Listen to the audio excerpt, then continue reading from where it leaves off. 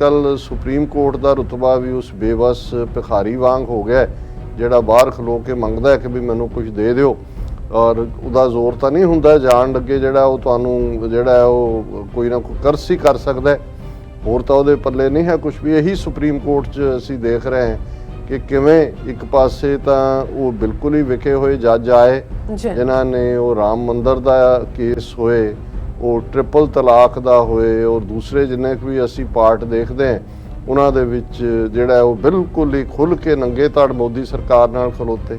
जिहड़ा counter white paper सरकार नूं चैलेंज करदे हैं सिख जथेबंदियां ने उस पीरीयड दे विच अंडरग्राउंड हुंदे जिहड़ा वो शाया कीता सी, उस दे विच जॉर्ज ऑरवेल दे 1984 नावल दा हवाला दिता गया सी। उहदे च बहुत सारियां टर्म्स ने कर रहे हो वायलेंस और तुसीं वायलेंस दे नाल जिहड़ा वो खात्मा कर रहे हो पर नाल दी नाल तुसीं नारा ला रहे हो वायलेंस करदे आ अहिंसा परमो धर्म कि जी सब तो वड्डी जिहड़ी चीज़ आ अहिंसा है। तुसीं बिल्कुल कूड़ ते मबनी एक कार्रवाई कर रहे हो ते पर तुसीं मंत्र जपा रहे हो सब नूं सत्यमेव जयते सत्यमेव जयते कि सत दी जित होएगी। ये भी दसदा ही है कि इसे ही सुप्रीम कोर्ट ने जदों कि 26 जनवरी नूं ये कॉल दिती हुई सी किसानां वल्लों कि भी दिल्ली दे विच असीं मार्च करांगे ट्रैक्टर मार्च और सरकार भी घबराई हुई सी, सुप्रीम कोर्ट नूं एज ए ढाल भी वो वरत रहे सी। और उस पीरीयड 'च जिथे सुप्रीम कोर्ट ने 18 महीने लई किसान कानून सस्पेंड कीते सी उत्थे नाल दी नाल उन्हां ने एक एग्रीकल्चर एक्सपर्ट्स दी कमेटी भी बनाई सी कि वो रिपोर्ट देगी इस दे उत्ते अड दे नाल। वो सारी खेड जिहड़ी कि जॉर्ज ऑरवेल ने 1984 दे विच कही और जिस दा एक एक जुमला एक एक जदों तुसीं उस नावल दा देखदे हो पार्ट कि किवें लोकां नूं ये दस्सिया जांदा है कि पीस दा मतलब जंग है और जे जंग है तो समझो कि तुसीं पीस च रह रहे हो।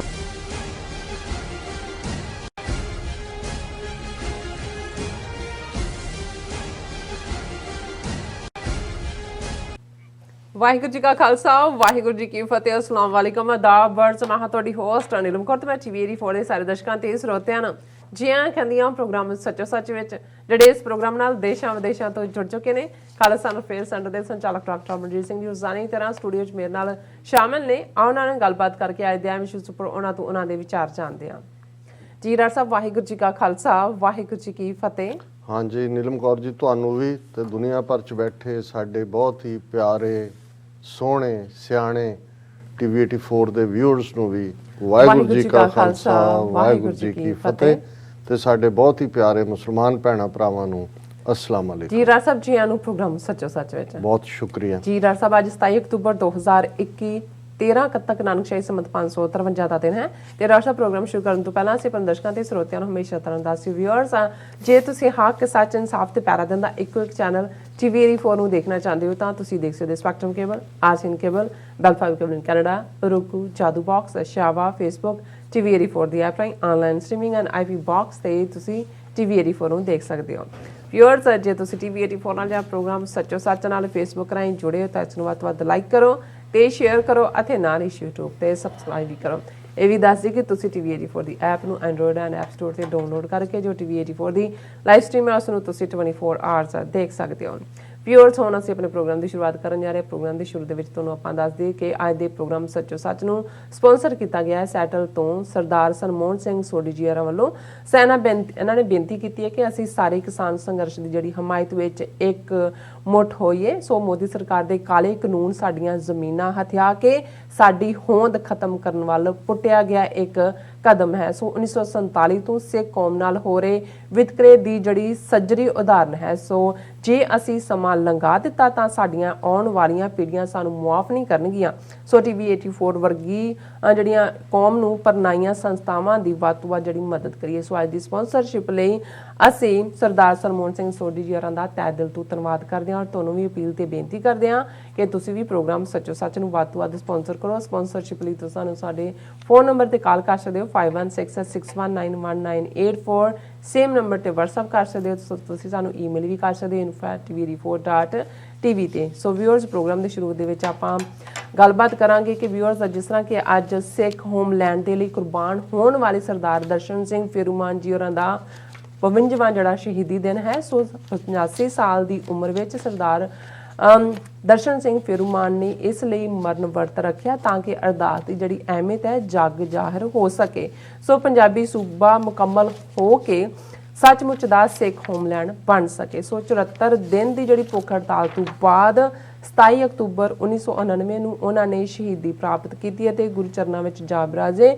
ਸੋ ਉਹਨਾਂ ਦੀ ਜਿਹੜੀ ਅਰਦਾਸ ਹੈ ਉਹ ਉਹਨਾਂ ਨੇ ਤੋੜ ਨਿਭਾਈ। ਸੋ ਅੱਜ ਦਾ ਜਿਹੜਾ ਸੱਚੋ ਸੱਚ ਪ੍ਰੋਗਰਾਮ ਹੈ ਉਹਨਾਂ ਦੀ ਯਾਦ ਨੂੰ ਹੀ ਸਮਰਪਿਤ ਕੀਤਾ ਜਾ ਰਿਹਾ ਹੈ। ਸੋ ਅਸੀਂ ਚਾਹਾਂਗੇ ਕਿ ਤੁਸੀਂ ਸਾਡੇ ਨਾਲ ਇਸੇ ਤਰ੍ਹਾਂ ਬਣੇ ਰਹਿਣਾ। ਦੇਖਣ ਸੁਣ ਲਈ ਤੁਹਾਡਾ ਸਭ ਦਾ ਬਹੁਤ ਬਹੁਤ ਸ਼ੁਕਰੀਆ ਜੀ। ਡਾਕਟਰ ਸਾਹਿਬ ਕੀ ਵਿਚਾਰਾਂ ਨੇ? ਦੇਖੋ, ਸਭ ਤੋਂ ਪਹਿਲਾਂ ਤਾਂ ਅਸੀਂ ਅੱਜ ਦੇ ਪ੍ਰੋਗਰਾਮ ਨੂੰ ਸਪਾਂਸਰ ਕਰਨ ਲਈ ਸੀਐਟਲ ਤੋਂ ਸਾਡੇ ਵੀਰ ਸਰਦਾਰ ਸਨਮੋਹਨ ਸਿੰਘ ਸੋਢੀ ਜੀ ਉਹਨਾਂ ਦਾ ਬਹੁਤ ਸ਼ੁਕਰੀਆ ਅਦਾ ਕਰਦੇ। ਇਹ ਖਾਲਿਸਤਾਨ ਦੀ ਸੋਚ ਨੂੰ ਪਰਨਾਏ ਹੋਏ ਅੱਜ ਦੇ ਨਹੀਂ, ਪਹਿਲੀ ਵਾਰ ਇਹਨਾਂ ਦੇ ਨਾਲ ਮੁਲਾਕਾਤ ਸਰੀ ਕੈਨੇਡਾ ਦੇ ਵਿੱਚ ਹੋਈ। ਲੰਬਾ ਵਕਤ ਇੰਟਰਨੈਸ਼ਨਲ ਸਿੱਖ ਯੂਥ ਫੈਡਰੇਸ਼ਨ ਜਿਹੜੀ ਕਿ ਉਦੋਂ ਮੁੱਢਲੀ ਜਮਾਤ ਸੀ ਬਾਹਰਲੇ ਮੁਲਕਾਂ ਦੇ ਵਿੱਚ ਖਾਲਿਸਤਾਨ ਦੀ ਕਾਇਮੀ ਦੇ ਲਈ ਬਹੁਤ ਸਰਗਰਮ ਸਨ। ਫਿਰ ਵਕਤ ਪਾ ਕੇ ਇਹ ਅਮਰੀਕਾ ਮੂਵ ਹੋਏ। ਸੀਐਟਲ ਦੇ ਵਿੱਚ ਇਹਨਾਂ ਦਾ ਬਹੁਤ ਚੰਗਾ ਕਾਰੋਬਾਰ ਹੈ। ਜਿਹੜੇ ਨਾਲ ਉਹਨਾਂ ਦੇ ਸਾਥੀ ਨੇ ਬੈਂਸ ਸਾਹਿਬ ਦਾ ਪਰਿਵਾਰ, ਉਹਨਾਂ ਦੇ ਨਾਲ ਵੀ ਸਾਡੀ ਸਾਂਝ ਹੈ ਜੀ। ਔਰ ਹਮੇਸ਼ਾ ਹੀ ਸਨਮੋਹਨ ਸਿੰਘ ਸੋਢੀ ਇਹ ਗੁਰਦੁਆਰਾ ਸਾਹਿਬ ਵੱਡਾ ਜਿਹੜਾ ਰੈਂਟਨ ਦਾ ਹੈ ਉਸ ਦੇ ਮੁੱਖ ਪ੍ਰਬੰਧਕਾਂ ਚੋਂ ਵੀ ਸਨ। ਔਰ ਜਦੋਂ ਵੀ ਐਨੂਅਲ ਪੈਰੇਡ ਹੁੰਦੀ ਹੈ ਸਾਨੂੰ ਇਨਵਾਈਟ ਵੀ ਕਰਦੇ ਰਹੇ ਔਰ ਸਾਡੇ ਨਾਲ ਇੱਕ ਨਿੱਜੀ ਮੋਹ ਵੀ ਕਰਦੇ ਨੇ। ਹਮੇਸ਼ਾ ਹੀ ਜਦੋਂ ਸਾਡਾ ਜਾਣਾ ਹੁੰਦਾ ਹੈ ਕੁਝ ਮਹੀਨੇ ਪਹਿਲਾਂ ਹੀ ਜਦੋਂ ਕਿ ਅਸੀਂ ਸੀਐਟਲ ਗਏ, ਸੋ ਉਹਨਾਂ ਨੇ ਬਹੁਤ ਹੀ ਆਪਣੱਤ ਦੇ ਨਾਲ ਜਿਹੜਾ ਹੈ ਉਹ ਸਾਰਿਆਂ ਨਾਲ ਹੀ ਉਹ ਵਿਹਾਰ ਕਰਦੇ ਨੇ। ਸਾਡੇ ਨਾਲ ਉਹਨਾਂ ਦਾ ਪੰਥਕ ਹੋਣ ਦੇ ਨਾਤੇ TV 84 ਨੂੰ ਉਹ ਦੇਖਦੇ ਵੀ ਨੇ, ਐਡਮਾਇਰ ਵੀ ਕਰਦੇ ਨੇ। ਔਰ ਅਸੀਂ ਇਸ ਗੱਲ ਦੇ ਲਈ ਔਰ ਉਹਨਾਂ ਨੇ ਜਿਵੇਂ ਤੁਸੀਂ ਮੈਸੇਜ ਦਿੱਤਾ ਕਿ ਕਿਸਾਨ ਅੰਦੋਲਨ ਨੂੰ ਲੈ ਕੇ ਜਿਹੜੇ ਸਾਡੇ ਵੀਰ ਭੈਣਾਂ ਨੇ ਦੁਨੀਆ ਭਰ ਚੋਂ ਫਿਕਰਮੰਦ ਵੀ ਨੇ, ਅਰਦਾਸ ਵੀ ਕਰਦੇ ਨੇ। ਲਗਭਗ 1 ਸਾਲ ਹੋਣ ਤੇ ਆ ਗਿਆ, 26 ਨਵੰਬਰ ਤੱਕ ਪਹੁੰਚਦੇ ਆ। ਜੋ ਖੇਡਾਂ ਸਰਕਾਰ ਵੱਲੋਂ ਖੇਡੀਆਂ ਜਾ ਰਹੀਆਂ, ਜੋ ਉਹਨਾਂ ਦੇ ਸਟੂਜਿਸ ਵੱਲੋਂ ਖੇਡੀਆਂ ਜਾ ਰਹੀਆਂ, ਕੈਪਟਨ ਅਮਰਿੰਦਰ ਵਰਗੇ ਲੋਕ, ਔਰ ਜਿਵੇਂ ਇਸ ਸਾਰਿਆਂ ਨੂੰ ਸਾਬੋਤਾਜ ਕਰਨ ਦੀ ਕੋਸ਼ਿਸ਼ ਹੈ, ਇਸ ਦੇ ਬਹਾਨੇ ਸਮੁੱਚੀ ਸਿੱਖ ਕੌਮ ਨੂੰ ਵੀ ਨਿਸ਼ਾਨਾ ਬਣਾਇਆ ਜਾ ਰਿਹਾ। ਜੋ ਘਟਨਾਕ੍ਰਮ 26 ਜਨਵਰੀ 2021 ਨੂੰ ਹੋਇਆ ਲਾਲ ਕਿਲੇ ਦੇ ਬਾਹਰ, ਉਸ ਨੂੰ ਕਿਵੇਂ ਹਿੰਸਾ ਦੇ ਨਾਲ ਜੋੜਨ ਦੀ ਕੋਸ਼ਿਸ਼ ਕੀਤੀ ਗਈ, ਜਦੋਂ ਕਿ ਇੱਕ ਇਨੋਸੈਂਟ ਪ੍ਰੋਟੈਸਟ ਦਾ ਤਰੀਕਾ ਸੀ। ਕੇਸਰੀ ਨਿਸ਼ਾਨ ਸਾਹਿਬ ਲਹਿਰਾਇਆ ਗਿਆ ਔਰ ਉਹ ਵੀ ਕੋਈ ਝੰਡਾ ਉਹਨਾਂ ਦਾ ਪੁੱਟ ਕੇ ਨਹੀਂ, ਆਪਣੀ ਨਵੇਕਲੀ ਥਾਂ ਦੇ ਉੱਤੇ ਉਹਨੂੰ ਵੀ ਪੂਰਾ ਜਿਹੜਾ ਹੈ ਉਹ ਬਦਨਾਮ ਕੀਤਾ ਗਿਆ। ਫਿਰ ਅਸੀਂ ਦੇਖਦੇ ਹਾਂ ਕਿ ਜੋ ਕੁਝ ਲਖੀਮਪੁਰ ਖੀਰੀ ਦੇ ਵਿੱਚ ਹੋਇਆ, ਬਿਲਕੁਲ ਅਮਨ ਵਾਲੇ ਢੰਗ ਨਾਲ ਪ੍ਰੋਟੈਸਟ ਕਰ ਰਹੇ ਕਿਸਾਨਾਂ ਦੇ ਉੱਤੇ, ਕਿਉਂਕਿ ਉਹ ਬੈਲਟ ਸਿੱਖ ਕਿਸਾਨੀ ਦੀ ਹੈ, ਜ਼ਾਹਰ ਹੈ ਨੰਬਰ ਵੀ ਸਿੱਖ ਕਿਸਾਨਾਂ ਦਾ ਹੀ ਜ਼ਿਆਦਾ ਸੀ।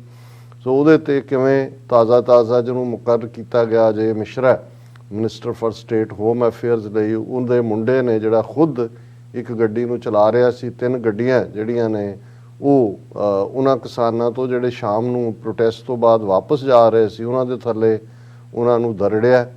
4 ਕਿਸਾਨ ਔਰ ਇੱਕ ਪੱਤਰਕਾਰ ਜਿਹੜੇ ਨੇ ਉਹ ਚੜ੍ਹਾਈ ਕਰ ਗਏ ਔਰ ਕਿਵੇਂ ਉਹਨੂੰ ਪ੍ਰੋਟੈਕਟ ਕਰਨ ਦੇ ਲਈ ਉਸ ਵਜ਼ੀਰ ਨੂੰ, ਉਹਦੇ ਗੁੰਡੇ ਮੁੰਡੇ ਨੂੰ ਸਾਰਾ ਯੂਪੀ ਦਾ ਐਡਮਿਨਿਸਟ੍ਰੇਸ਼ਨ ਪੱਬਾਂ ਭਾਰ ਰਿਹਾ। ਔਰ ਅੱਜ ਤੱਕ ਵੀ ਉਹ ਅਜੇ ਮਿਸ਼ਰਾ ਦੇ ਬਾਵਜੂਦ ਕਿ ਪਿਛਲੇ ਕੱਲ ਭਾਰਤ ਭਰ ਦੇ ਵਿੱਚ ਕਿਸਾਨਾਂ ਨੇ ਪ੍ਰੋਟੈਸਟ ਕੀਤੇ ਨੇ, ਥਾਂ ਰੋਸ ਵਿਖਾਵੇ ਹੋਏ ਨੇ, ਲੇਕਿਨ ਉਹਨੇ ਅਜੇ ਤੱਕ ਆਪਣੇ ਅਹੁਦੇ ਤੋਂ ਰਿਜ਼ਾਈਨ ਨਹੀਂ ਕੀਤਾ। ਔਰ ਈਵਨ ਉਸ ਕੇਸ ਨੂੰ ਲੈ ਕੇ ਵੀ ਬੇਸ਼ੱਕ ਸੁਪਰੀਮ ਕੋਰਟ ਨੇ ਆਪਣੇ ਤੌਰ ਦੇ ਉੱਤੇ ਸੂ ਮੋਟੋ ਨੋਟਿਸ ਲਿਆ, ਲੇਕਿਨ ਅੱਜ ਕੱਲ ਸੁਪਰੀਮ ਕੋਰਟ ਦਾ ਰੁਤਬਾ ਵੀ ਉਸ ਬੇਵਸ ਭਿਖਾਰੀ ਵਾਂਗ ਹੋ ਗਿਆ ਜਿਹੜਾ ਬਾਹਰ ਖਲੋ ਕੇ ਮੰਗਦਾ ਕਿ ਵੀ ਮੈਨੂੰ ਕੁਝ ਦੇ ਦਿਓ। ਔਰ ਉਹਦਾ ਜ਼ੋਰ ਤਾਂ ਨਹੀਂ ਹੁੰਦਾ ਜਾਣ ਲੱਗੇ ਜਿਹੜਾ ਉਹ ਤੁਹਾਨੂੰ ਜਿਹੜਾ ਉਹ ਕੋਈ ਨਾ ਕੋਈ ਕਰਸ ਹੀ ਕਰ ਸਕਦਾ, ਹੋਰ ਤਾਂ ਉਹਦੇ ਪੱਲੇ ਨਹੀਂ ਹੈ ਕੁਝ ਵੀ। ਇਹੀ ਸੁਪਰੀਮ ਕੋਰਟ 'ਚ ਅਸੀਂ ਦੇਖ ਰਹੇ ਹਾਂ ਕਿ ਕਿਵੇਂ ਇੱਕ ਪਾਸੇ ਤਾਂ ਉਹ ਬਿਲਕੁਲ ਹੀ ਵਿਕੇ ਹੋਏ ਜੱਜ ਆਏ ਜਿਨ੍ਹਾਂ ਨੇ ਉਹ ਰਾਮ ਮੰਦਰ ਦਾ ਕੇਸ ਹੋਏ, ਉਹ ਟ੍ਰਿਪਲ ਤਲਾਕ ਦਾ ਹੋਏ, ਔਰ ਦੂਸਰੇ ਜਿੰਨੇ ਵੀ ਅਸੀਂ ਪਾਰਟ ਦੇਖਦੇ ਹਾਂ ਉਹਨਾਂ ਦੇ ਵਿੱਚ ਜਿਹੜਾ ਉਹ ਬਿਲਕੁਲ ਹੀ ਖੁੱਲ੍ਹ ਕੇ ਨੰਗੇ ਧੜ ਮੋਦੀ ਸਰਕਾਰ ਨਾਲ ਖਲੋਤੇ। ਤੇ ਹੁਣ ਜੇ ਲਖੀਮਪੁਰ ਖੀਰੀ ਕੇਸ ਦਾ ਸੂ ਮੋਟੋ ਨੋਟਿਸ ਲੈਂਦੇ ਆ, ਸੁਪਰੀਮ ਕੋਰਟ ਦੇ ਵਿੱਚ 3 ਵਾਰ ਸੁਣਵਾਈ ਹੋ ਚੁੱਕੀ ਹੈ, ਲੇਕਿਨ ਸਰਕਾਰ ਨੇ ਔਰ ਪਿਛਲੇ ਕੱਲ੍ਹ ਹੀ ਸੁਪਰੀਮ ਕੋਰਟ ਨੇ ਕਿਹਾ ਵੀ ਕੀ ਕਾਰਨ ਹੈ ਕਿ ਉੱਥੇ 5000 ਬੰਦਾ ਸੀ ਮੌਜੂਦ ਵੀ ਤੁਹਾਨੂੰ ਕੋਈ ਵਿਟਨੈਸ ਹੀ ਨਹੀਂ ਮਿਲੇ। 18-20 ਵਿਟਨੈਸ ਉਹ ਵੀ ਸਰਕਾਰੀ ਜਿਹੇ ਕਿਸਮ ਦੇ ਜਿਵੇਂ ਭੁਗਤਾਏ ਜਾਂਦੇ ਨੇ। ਸੋ ਇਸੇ ਤਰ੍ਹਾਂ ਨਾਲ ਅੱਜ ਵੀ ਜਿਹਦੀ ਚਰਚਾ ਸਾਰੇ ਭਾਰਤੀ ਮੀਡੀਆ 'ਚ ਹੈ, ਉਹਦਾ ਬੇਸ਼ੱਕ ਸਬੰਧ ਪੈਗਾਸਸ ਨਾਲ ਹੈ। ਹੁਣ ਪੈਗਾਸਸ ਕਿਵੇਂ ਭਾਰਤ ਦੇ ਵਿੱਚ ਹਜ਼ਾਰਾਂ ਲੋਕਾਂ ਦੀ ਪ੍ਰਾਈਵੇਸੀ ਨੂੰ ਵਾਇਓਲੇਟ ਕੀਤਾ ਹਕੂਮਤ ਨੇ, ਇੱਕ ਇਜ਼ਰਾਈਲੀ ਕੰਪਨੀ ਤੋਂ ਉਹ ਜਿਹੜਾ ਉਹਨਾਂ ਨੇ ਉਸ ਕਿਸਮ ਦਾ ਜਿਹੜਾ ਸਾਰਾ ਸੌਫਟਵੇਅਰ ਲਿਆ, ਮਾਲਵੇਅਰ ਜਿਹੜਾ ਉਹਨਾਂ ਨੇ ਲੋਕਾਂ ਦੇ ਨੈਟਵਰਕਸ ਦੇ ਵਿੱਚ ਪਾ ਦਿੱਤਾ, ਔਰ ਜਿਹਦੇ ਰਾਹੀਂ ਉਹ ਹਰ ਕੋਈ ਜੋ ਉਹ ਬੋਲਦੇ ਨੇ, ਜੋ ਕਰਦੇ ਨੇ, ਉਹ ਦੇਖਿਆ ਜਾ ਸਕਦਾ ਸੀ, ਸੁਣਿਆ ਜਾ ਸਕਦਾ ਸੀ। 40 ਤੋਂ ਜ਼ਿਆਦਾ ਉਹਨਾਂ ਦੇ ਵਿੱਚ ਜਰਨਲਿਸਟ ਸ਼ਾਮਲ ਸੀ, ਔਰ ਇਹਦੇ 'ਚ ਈਵਨ ਉਹਨਾਂ ਨੇ ਆਪਣੀ ਪਾਰਟੀ ਦੇ ਵੀ ਉਹ ਲੋਕ ਜਿਹੜੇ ਥੋੜ੍ਹੇ ਬਹੁਤ ਆਜ਼ਾਦ ਸੋਚਦੇ ਹੋ ਸਕਦੇ ਨੇ, ਉਹਨਾਂ ਨੂੰ ਵੀ ਜਿਹੜਾ ਉਹਨਾਂ ਦੇ ਵੀ ਉਹ ਨਿਕਲਿਆ, ਉਹਨਾਂ ਦੇ ਵਿੱਚ ਪਾਇਆ ਹੋਇਆ। ਔਰ ਇਹ ਇੱਕ ਇੰਨੇ ਵੱਡੇ ਲੈਵਲ ਦੀ ਇੰਟਰਨੈਸ਼ਨਲ ਜਿਹੜੀ ਹੈ ਇਸ ਦੇ ਉੱਤੇ ਇਨਵੈਸਟੀਗੇਸ਼ਨ ਹੋਈ। ਭਾਰਤੀ ਜਰਨਲਿਸਟ ਵੀ ਉਸ ਦੇ ਵਿੱਚ ਉਸ ਇਨਵੈਸਟੀਗੇਸ਼ਨ ਪ੍ਰੋਸੈਸ ਦੇ ਵਿੱਚ ਪੈਗਾਸਸ ਨੂੰ ਐਕਸਪੋਜ਼ ਕਰਨ ਵਾਲੀ ਟੀਮ 'ਚ ਵੀ ਸ਼ਾਮਲ ਸੀ। ਸੋ ਇੰਨਾ ਵੱਡਾ ਸਕੈਂਡਲ ਦੁਨੀਆ ਲੈਵਲ ਦੇ ਉੱਤੇ ਹੁੰਦਾ, ਔਰ ਉਸ ਨੂੰ ਜਿਹੜਾ ਉਹਨਾਂ ਦਾ ਮਿਨਿਸਟਰ ਹੈ ਉਹ ਉਦੋਂ ਹੀ ਕਹਿ ਰਿਹਾ ਸੀ ਕਿ ਇਹ ਕਿਆ ਅਨਾਪ ਸ਼ਨਾਪ ਹੈ ਔਰ ਝੂਠ ਔਰ ਜਸਟ। ਔਰ ਸੁਪਰੀਮ ਕੋਰਟ 'ਚ ਜਿਹੜੇ ਬੜੇ ਜ਼ਿੰਮੇਵਾਰ ਕਿਸਮ ਦੇ ਲੋਕ ਨੇ ਉਹਨਾਂ ਨੇ ਪਟੀਸ਼ਨ ਕੀਤੀ, ਔਰ 6-7 ਪਟੀਸ਼ਨਸ ਹੋਈਆਂ ਉੱਪਰੋਂ ਥੱਲੇ।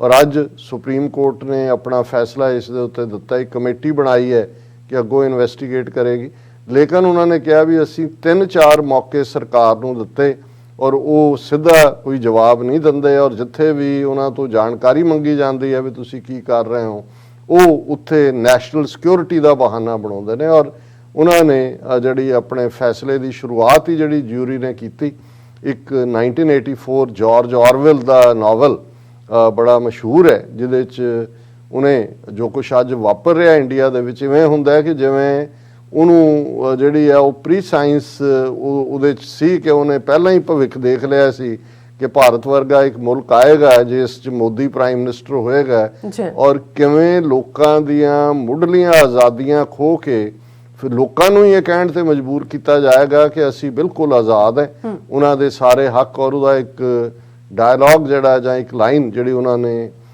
ਕੋਟ ਵੀ ਕੀਤੀ, ਉਹਨਾਂ ਨੇ ਸ਼ੁਰੂ ਹੀ ਇੱਥੋਂ ਕੀਤਾ ਕਿ ਬਈ ਇਹ 1984 ਜਾਰਜ ਆਰਵੈਲ ਦਾ ਕਿ ਬਿਗ ਬ੍ਰਦਰ ਇਜ਼ ਵਾਚਿੰਗ। ਹੁਣ ਬਿਗ ਬ੍ਰਦਰ ਇਜ਼ ਵਾਚਿੰਗ ਦਾ ਇਹੀ ਹੈ ਕਿ ਭਾਈ ਤੁਸੀਂ ਜੋ ਵੀ ਕਰੋ। ਔਰ ਅਸੀਂ ਜਦੋਂ ਜੂਨ 1984 ਦੇ ਹਵਾਲੇ ਨਾਲ ਵੀ ਗੱਲ ਕਰਦੇ ਹਾਂ ਕਿ ਕਿਵੇਂ ਘੱਲੂਘਾਰਾ ਵਰਤਾਇਆ ਗਿਆ, ਤੇ ਅਸੀਂ ਬਹੁਤ ਪਹਿਲਾਂ ਜਿਹੜਾ ਕਾਊਂਟਰ ਵਾਈਟ ਪੇਪਰ ਸਰਕਾਰ ਨੂੰ ਚੈਲੰਜ ਕਰਦੇ ਹਾਂ, ਸਿੱਖ ਜਥੇਬੰਦੀਆਂ ਨੇ ਉਸ ਪੀਰੀਅਡ ਦੇ ਵਿੱਚ ਅੰਡਰਗਰਾਉਂਡ ਹੁੰਦਿਆਂ ਜਿਹੜਾ ਉਹ ਸ਼ਾਇਆ ਕੀਤਾ ਸੀ, ਉਸ ਦੇ ਵਿੱਚ ਜਾਰਜ ਆਰਵੈਲ ਦੇ 1984 ਨਾਵਲ ਦਾ ਹਵਾਲਾ ਦਿੱਤਾ ਗਿਆ ਸੀ। ਉਹਦੇ 'ਚ ਬਹੁਤ ਸਾਰੀਆਂ ਟਰਮਸ ਨੇ ਕਿ ਵੀ ਕਿਸ ਕਿਸਮ ਦਾ ਜਿਵੇਂ ਸੂਡੋ ਸਪੀਕ ਹੈ ਕਿ ਵੀ ਤੁਸੀਂ ਕਰ ਰਹੇ ਹੋ ਵਾਇਲੈਂਸ, ਔਰ ਤੁਸੀਂ ਵਾਇਲੈਂਸ ਦੇ ਨਾਲ ਜਿਹੜਾ ਉਹ ਖਾਤਮਾ ਕਰ ਰਹੇ ਹੋ, ਪਰ ਨਾਲ ਦੀ ਨਾਲ ਤੁਸੀਂ ਨਾਰਾ ਲਾ ਰਹੇ ਹੋ ਵਾਇਲੈਂਸ ਕਰਦੇ ਆ ਅਹਿੰਸਾ ਪਰਮੋ ਧਰਮ, ਕਿ ਜੀ ਸਭ ਤੋਂ ਵੱਡੀ ਜਿਹੜੀ ਚੀਜ਼ ਆ ਅਹਿੰਸਾ। ਤੁਸੀਂ ਬਿਲਕੁਲ ਕੂੜ ਤੇ ਮਬਨੀ ਇੱਕ ਕਾਰਵਾਈ ਕਰ ਰਹੇ ਹੋ, ਤੇ ਪਰ ਤੁਸੀਂ ਮੰਤਰ ਜਪਾ ਰਹੇ ਹੋ ਸਭ ਨੂੰ ਸਤਿਅਮੇਵ ਜਾਇਤੇ, ਸਤਿਅਮੇਵ ਜਾਇਤੇ, ਕਿ ਸੱਤ ਦੀ ਜਿੱਤ ਹੋਏਗੀ। ਹੁਣ ਐਗਜ਼ੈਕਟਲੀ ਜਦੋਂ ਸੁਪਰੀਮ ਕੋਰਟ ਇੰਡੀਆ ਦਾ ਇਹ ਕਹਿੰਦਾ ਹੈ ਕਿ ਭਾਈ ਇਹ ਸਰਕਾਰ ਸਿੱਧੇ ਜਿਹੜਾ ਕੋਈ ਜਵਾਬ ਨਹੀਂ ਦਿੰਦੀ, ਉਹਨਾਂ ਨੇ ਕਿਹਾ ਵੀ ਇਹ ਕੋਈ ਨੈਸ਼ਨਲ ਸਿਕਿਉਰਿਟੀ ਦਾ ਇਸ਼ੂ ਨਹੀਂ ਹੈ, ਇਹ ਮੁਲਕ ਦੇ ਸਿਟੀਜ਼ਨਸ ਦੀ ਪ੍ਰਾਈਵੇਸੀ ਦਾ ਇਸ਼ੂ ਹੈ। ਲੇਕਿਨ ਜੇ ਸੁਪਰੀਮ ਕੋਰਟ ਡਾਇਰੈਕਟਲੀ 3-4 ਵਾਰ ਤਰੀਕਾਂ ਪਾ ਕੇ ਸਰਕਾਰ ਤੋਂ ਕੁਝ ਨਹੀਂ ਲੈ ਸਕੀ, ਜਾਂ ਸਰਕਾਰ ਤੇ ਵੱਧ ਤੋਂ ਵੱਧ ਸਟ੍ਰਕਚਰ ਹੀ ਪਾਸ ਕੀਤਾ, ਤੇ ਜਿਹੜੀ ਕਮੇਟੀ ਬਣੇਗੀ ਉਹਦਾ ਉਹਨਾਂ ਨੇ ਸਾਬਕਾ ਜਿਹੜਾ ਜਸਟਿਸ ਸੁਪਰੀਮ ਕੋਰਟ ਦਾ ਉਹਨੂੰ ਹੈੱਡ ਕਰੇਗਾ, ਉਹਦਾ ਪੂਰੀ ਅਜੇ ਬਣਤਰ ਜਾਂ ਉਹਨੂੰ ਕੋਈ ਟਾਈਮ ਫਰੇਮ ਨਹੀਂ ਦਿੱਤਾ।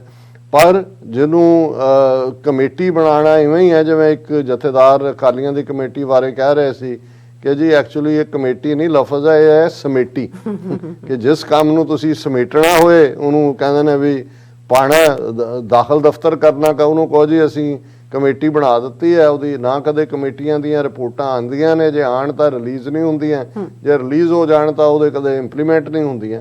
ਸੋ ਇਹ ਸੁਪਰੀਮ ਕੋਰਟ ਦੀ ਵੀ ਇਸ ਹੱਦ ਤੱਕ ਜਾ ਕੇ ਬੇਬਸੀ ਹੈ।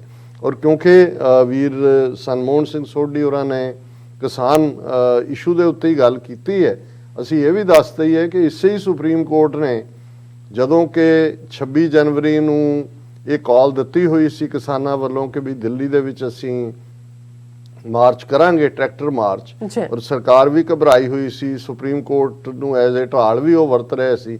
ਔਰ ਉਸ ਪੀਰੀਅਡ 'ਚ ਜਿੱਥੇ ਸੁਪਰੀਮ ਕੋਰਟ ਨੇ 18 ਮਹੀਨੇ ਲਈ ਕਿਸਾਨ ਕਾਨੂੰਨ ਸਸਪੈਂਡ ਕੀਤੇ ਸੀ, ਉੱਥੇ ਨਾਲ ਦੀ ਨਾਲ ਉਹਨਾਂ ਨੇ ਇੱਕ ਐਗਰੀਕਲਚਰ ਐਕਸਪਰਟਸ ਦੀ ਕਮੇਟੀ ਵੀ ਬਣਾਈ ਸੀ ਕਿ ਉਹ ਰਿਪੋਰਟ ਦੇਗੀ ਇਸ ਦੇ ਉੱਤੇ ਅੱਡ-ਅੱਡ ਦੇ ਨਾਲ। ਹਾਲਾਂ ਜਿਹੜੀ 32-33 ਜਥੇਬੰਦੀਆਂ ਸੰਯੁਕਤ ਕਿਸਾਨ ਮੋਰਚੇ ਦੇ, ਉਹਨਾਂ ਨੇ ਲਾਤਲਕੀ ਦਾ ਇਜ਼ਹਾਰ ਕੀਤਾ ਸੀ ਉਸ ਕਮੇਟੀ ਨਾਲ ਕਿ ਭਾਈ ਇਹ ਤਾਂ ਸੁਪਰੀਮ ਕੋਰਟ ਦਾ ਇਸ਼ੂ ਹੀ ਨਹੀਂ ਹੈ, ਇਹ ਤਾਂ ਬੇਸਿਕਲੀ ਜੇ ਸੁਪਰੀਮ ਕੋਰਟ ਨੇ ਕੋਈ ਇਨਵੈਸਟੀਗੇਟ ਕਰਨਾ ਇਹ ਕਰੇ ਕਿ ਭਾਈ ਕਨਸਟੀਟਿਊਸ਼ਨ ਦੇ ਵਿੱਚ ਐਗਰੀਕਲਚਰ ਜਿਹੜਾ ਸਟੇਟ ਸਬਜੈਕਟ ਹੈ, ਔਰ ਸਟੇਟ ਸਬਜੈਕਟ ਹੋਣ ਦੇ ਬਾਵਜੂਦ ਸੈਂਟਰ ਦੇ ਕੋਲ ਕੀ ਰਾਈਟ ਹੈ ਕਿ ਉਹ ਉਸ ਦੇ ਉੱਤੇ ਕਾਨੂੰਨ ਬਣਾਏ। ਲੇਕਿਨ ਇਹਦੇ ਬਾਵਜੂਦ ਸੁਪਰੀਮ ਕੋਰਟ ਵੈਂਟ ਅਹੈਡ, ਉਹਨਾਂ ਨੇ ਕਮੇਟੀ ਬਣਾਈ। ਉਹਦੇ ਚੋਂ ਇੱਕ ਜਿਹੜਾ ਸਿੱਖ ਮੈਂਬਰ ਸੀ ਉਹ ਤਾਂ ਦੌੜ ਗਿਆ ਜਦੋਂ ਉਹਨੂੰ ਲਾਂਤਾਂ ਪਾਈਆਂ, ਦੂਜੀ ਬਣੀ। ਲੇਕਿਨ ਮੈਂ ਇਹ ਕਹਿਣਾ ਚਾਹੁੰਦਾ ਕਿ ਈਵਨ ਉਸ ਕਮੇਟੀ ਨੇ ਆਪਣੀ ਰਿਪੋਰਟ ਵੀ ਸਬਮਿਟ ਕੀਤੀ ਹੋਈ ਹੈ ਸੁਪਰੀਮ ਕੋਰਟ ਕੋਲ। ਔਰ ਜ਼ਾਹਰ ਹੈ ਜੇ ਫੇਵਰੇਬਲ ਨਾ ਹੁੰਦੀ, ਜੇ ਤਾਂ ਹਕੂਮਤ ਦੇ ਫੇਵਰੇਬਲ ਹੁੰਦੀ ਫਿਰ ਤਾਂ ਹੁਣ ਤੱਕ ਰਿਲੀਜ਼ ਹੋਈ ਹੋਣੀ ਸੀ। ਸੋ ਉਹ ਕਿਉਂਕਿ ਲੱਗਦਾ ਵੀ ਫੇਵਰੇਬਲ ਨਹੀਂ ਹੈ, ਇਸ ਲਈ ਸੁਪਰੀਮ ਕੋਰਟ ਵੀ ਉਸ ਫਾਈਲ ਦੇ ਉੱਤੇ ਬੈਠਾ। ਸੋ ਜਦੋਂ ਇਹ ਹਾਲਾਤ ਬਣੇ ਹੋਣ, ਠੀਕ ਹੈ ਸਾਡੇ ਚੋਂ ਵੀ ਕੁਛ ਨੇ ਜਿਹੜੇ ਕਹਿਣਗੇ ਜੀ ਅਸੀਂ ਸਿਰਫ ਕਿਸਾਨ 3 ਕਾਨੂੰਨਾਂ ਦੀ ਵਾਪਸੀ ਤੱਕ ਹੀ ਸਾਡਾ। ਜੇ ਤੁਸੀਂ ਇਸ ਵੱਡੀ ਖੇਡ ਨੂੰ ਨਹੀਂ ਸਮਝੋਗੇ, ਉਹ ਸਾਰੀ ਖੇਡ ਜਿਹੜੀ ਕਿ ਜਾਰਜ ਆਰਵੈਲ ਨੇ 1984 ਦੇ ਵਿੱਚ ਕਹੀ, ਔਰ ਜਿਸ ਦਾ ਇੱਕ ਜੁਮਲਾ, ਇੱਕ ਜਦੋਂ ਤੁਸੀਂ ਉਸ ਨਾਵਲ ਦਾ ਦੇਖਦੇ ਹੋ ਪਾਰਟ ਕਿ ਕਿਵੇਂ ਲੋਕਾਂ ਨੂੰ ਇਹ ਦੱਸਿਆ ਜਾਂਦਾ ਹੈ ਕਿ ਪੀਸ ਦਾ ਮਤਲਬ ਜੰਗ ਹੈ, ਔਰ ਜੇ ਜੰਗ ਹੈ ਤਾਂ ਸਮਝੋ ਕਿ ਤੁਸੀਂ ਪੀਸ 'ਚ ਰਹਿ ਰਹੇ ਹੋ। ਯਾਨੀ ਸਾਰੀ ਸ਼ਬਦਾਵਲੀ, ਸਾਰੀ ਵੋਕੈਬੂਲਰੀ ਔਰ ਸਾਰਾ ਨੈਰੇਟਿਵ ਇਸ ਕਿਸਮ ਦਾ ਬਣਾ ਦੇਣਾ ਕਿ ਤੁਸੀਂ ਕਿਸੇ ਉਸ ਦੁਨੀਆ 'ਚ ਰਹਿ ਰਹੇ ਹੋ ਜਿੱਥੇ ਨਾ ਤੁਸੀਂ ਸੋਚ ਸਕਦੇ ਹੋ, ਨਾ ਤੁਸੀਂ ਬੋਲ ਸਕਦੇ ਹੋ, ਪਰ ਤੁਸੀਂ ਤੁਰ ਫਿਰ ਵੀ ਰਹੇ ਹੋ, ਭੱਜ ਵੀ ਰਹੇ ਹੋ, ਘਰਾਂ 'ਚ ਵੀ ਰਹਿ ਰਹੇ ਹੋ, ਗੱਡੀਆਂ ਵੀ ਚਲਾ ਰਹੇ ਹੋ, ਲੇਕਿਨ ਤੁਹਾਡੇ ਤੇ ਕੰਟਰੋਲ ਕਿਸੇ ਹੋਰ ਦਾ ਹੈ। ਤੁਸੀਂ ਇੱਕ ਰਿਮੋਟ ਵਾਂਗ ਜਿਹਦੇ ਚਾਬੀ ਕਿਸੇ ਹੋਰ, ਉਹ ਬਿਗ ਬ੍ਰਦਰ ਇਜ਼ ਵਾਚਿੰਗ, ਉਹ ਸਟੇਟ ਉੱਤੇ ਬੈਠੀ ਹੋਈ ਹੈ। ਸੋ ਅਸੀਂ ਵੀਰ ਸਨਮੋਹਨ ਸਿੰਘ ਸੋਢੀ ਜੀ ਦਾ ਸ਼ੁਕਰੀਆ ਅਦਾ ਕਰਦੇ ਹਾਂ।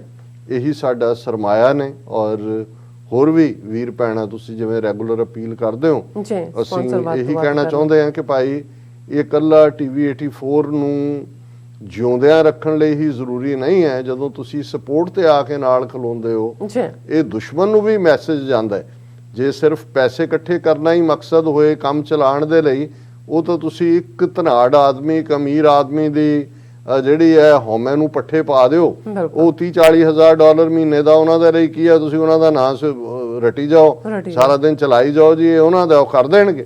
ਲੇਕਿਨ ਅਸੀਂ ਜਿਹੜਾ ਸਿੱਖੀ ਦਾ ਮਾਡਲ ਹੈ, ਕਦੇ ਵੀ ਮੈਨੂੰ ਇਹ ਜਿਹੜਾ ਕਾਰਪੋਰੇਟ ਮਾਡਲ, ਔਰ ਅੱਜ ਕੁਝ ਸਿੱਖ ਸੰਸਥਾਵਾਂ ਵੀ ਐਸੀਆਂ ਨੇ ਜਿਹੜੀਆਂ ਕਾਰਪੋਰੇਟ ਮਾਡਲ ਤੇ ਚੱਲ ਰਹੀਆਂ, ਉਹਨਾਂ ਨੂੰ ਪਤਾ ਹੈ ਕਿ ਉਹ ਸੌਖੀਆਂ ਨੇ, ਪਰ ਇੱਕ ਗੱਲ ਦਾ ਧਿਆਨ ਰਹੇ ਕਿ ਜਿਹੜਾ ਕਾਰਪੋਰੇਟ ਮਾਡਲ ਹੈ ਫਿਰ ਉਹਦੇ 'ਚ ਕੰਟਰੋਲ ਉਹਦੇ ਕੋਲ ਹੀ ਹੁੰਦਾ ਜਿਹੜਾ ਤੁਹਾਨੂੰ ਧਨਾੜ ਬੰਦਾ ਜੋ ਦੇ ਰਿਹਾ ਹੁੰਦਾ, ਇਨਵੈਸਟ ਕਰ ਰਿਹਾ ਹੁੰਦਾ, ਔਰ ਉਹ ਇਨਵੈਸਟਮੈਂਟ ਜਿਹੜਾ ਕਰਦਾ ਉਹ ਉਸ ਦਾ ਰਿਜ਼ਲਟ ਲੱਭ ਰਿਹਾ ਹੁੰਦਾ। ਉਹਦੇ ਰਿਜ਼ਲਟ ਫੇਮ ਹੋਏ, ਉਸ ਦਾ ਹੁਕਮ ਚੱਲਦਾ ਹੋਏ, ਉਹ ਫਿਰ ਜਿਹੜੇ ਰੈਵੋਲੂਸ਼ਨਰੀ ਆਈਡੀਆਜ਼ ਨੂੰ ਲੈ ਕੇ ਅਸੀਂ ਤੁਰੇ ਹੋਏ ਹਾਂ, ਜਾਂ ਜਿਹੜਾ ਅਲਟੀਮੇਟਲੀ ਸਾਡੀ ਡੈਸਟਨੀ ਖਾਲਿਸਤਾਨ ਨਾਲ ਜੁੜੀ ਹੋਈ ਹੈ, ਫਿਰ ਉਸ ਫਰੀडम ਨਾਲ, ਉਸ ਬੇਰੋਕ ਟੋਕ ਹੋ ਕੇ ਸਾਰੇ ਪੀਰੀਅਡ।